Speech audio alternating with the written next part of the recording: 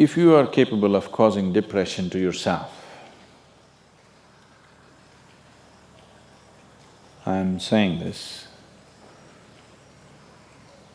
not without any concern for your illness or not due to lack of compassion, because that is the nature of what's happening to you. If you're causing depression to yourself, you are able to generate substantial amount of intense emotions and thoughts, but in the wrong direction. If you don't have very strong emotions, very intense thoughts about something, you cannot get depressed. It is just that you are generating thoughts and emotion which work against you, not for you. So you are strong enough to cause depression to yourself because for you to cause a mental illness for yourself, unless you're pathologically ill, which is just a small number of people, rest are all self-created. Most of them are self-created. A few are pathologically ill, they cannot help it. It just comes from within because of genetic and other factors. Almost everybody here, if we train them towards a certain kind of thought process and emotion and push them a little bit with the outside situations, almost everybody will go lose their mental balance. They will become clinically ill. They can be driven to madness, I'm saying, because the line between sanity and insanity is very thin. People keep pushing it. You get angry, you're pushing the line. It's a thin line. In fact, when you get angry, you know you're pushing the line. That's why the expression, I was mad at somebody. You're not mad at somebody, you're just going mad. You cannot be mad at somebody. You're just pushing your sanity, the boundaries of sanity and moving into insanity for a certain period of time and coming back. You do one thing every day, you try this, 10 minutes a day. Try intense anger on somebody. What? You will see in 3 months' time, you will be clinically there. Yes. Just try it if you want. Because if you keep pushing the line, you go mad and you come back, you go mad and you come back, one day you're not able to come back, that's all.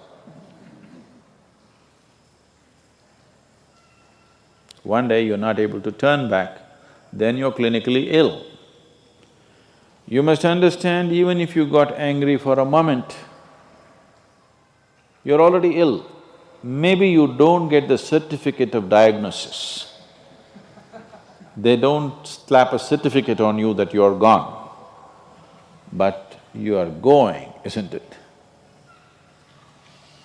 You think it's your right to throw tantrums, you think it's your right to get angry with people, you think it's your privilege to be depressed so that you'll get attention from somebody. You keep playing this, one day you will not be able to turn back. Keep crossing the line every day, one day you will see you cannot cross back. That day, you need a doctor. Till then, everybody needed a respite from you, but the day you can't cross back, they get the respite because now they can catch you and give you to a doctor. Otherwise, you're temporarily going mad every day, many times a day. They cannot even send you to an asylum, they have to bear with you, your family, your friends, your people around you. If you get at least truly clinically ill, we can hand you over. There's one temple in Tamil Nadu, where they chain you and keep you. where there is no hospital, no psychological for ailments, there's no hospital, there is a temple that somebody created which is supposed to push people back into sanity. So, families just take them and leave them there, they're shackled and left in the temple. You give them some money, they'll feed you, and you're just there like an animal, tied up. I think if hospitals were run like this, a lot of people wouldn't go crazy. They would maintain their sanity. Right now it's too deluxe. If you make hospital extremely comfortable, it'll become an incentive to become sick. And you have incentives in your life to become ill, right from your childhood. You got the maximum attention only when you fell ill. When you are happy, they screamed at you. When you squealed in joy, they screamed back at you, adults. You… then boo-boo, boo-boo, boo-boo, boo-boo.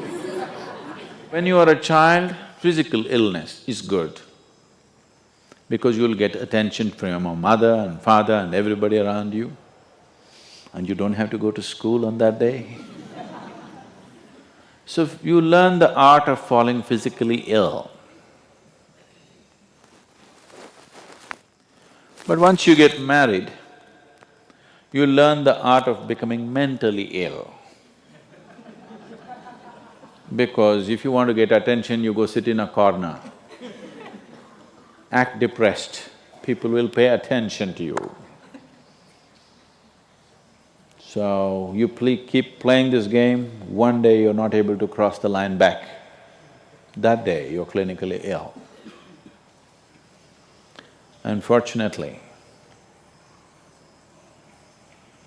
in many ways, not just in the way that I said now, in many different ways, I would say 70% of illnesses on the planet, all kinds, are self-created.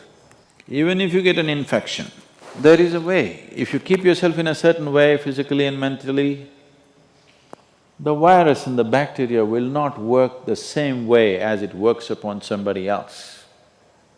If you set yourself like this, no matter what's happening, anyway, I have to go and do this, this and this. There's no break from that. The last 29 years, I have not been able to cancel one program because I'm running temperature, I got a cold, I got this, I got that.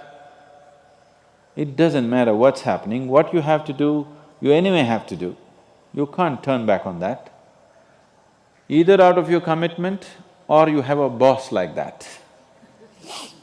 One way or the other, if it happens, then you will see, you will not at all fall sick so often.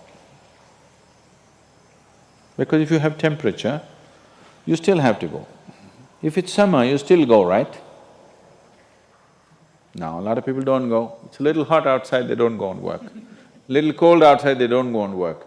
A little raining, they won't go and work. A snowflake, they will not go and work. This is just weather. So for every change in weather, if you have the comfort of covering yourself in a blanket and lying down, once you create that, your body will learn to fall sick as often as possible. If you just keep it this way, it doesn't matter what it is, anyway I have to go and do what I have to do, you will see your body will just bounce back as quickly as possible, even if it gets the worst kind of infections. So, you just have to set the necessary conditions for health, necessary incentives for health, both for yourself and your children if you have them. Do not set incentives for sickness. The child is sick, observe him from a distance, never go cuddle him. He knows that's the worst time of his life and he knows he has to get well soon. And give him the best attention when he is joyful. You will see he naturally learns from within. His very chemistry will learn that it pays to be joyful, it doesn't pay to be sick. If you make this very clear to your own biology, to your own chemistry and to everybody around you, you will see people will not fall sick as often as they are right now. So set that up for yourself. You will see you will get healthy. If you can turn your mind this way, you can also turn it this way. I want you to understand this. No, I'm like this because my father abused me when I was 7 years of age. If you know all that bullshit, you can as well turn yourself around, isn't it? It's time. You must understand, mentally, physiologically, chemically, energy-wise, you must clearly understand it doesn't pay to be sick, unhappy, depressed. It doesn't pay. To be joyful and ecstatic, it pays. If you make this clear to all these people inside, they will all behave properly.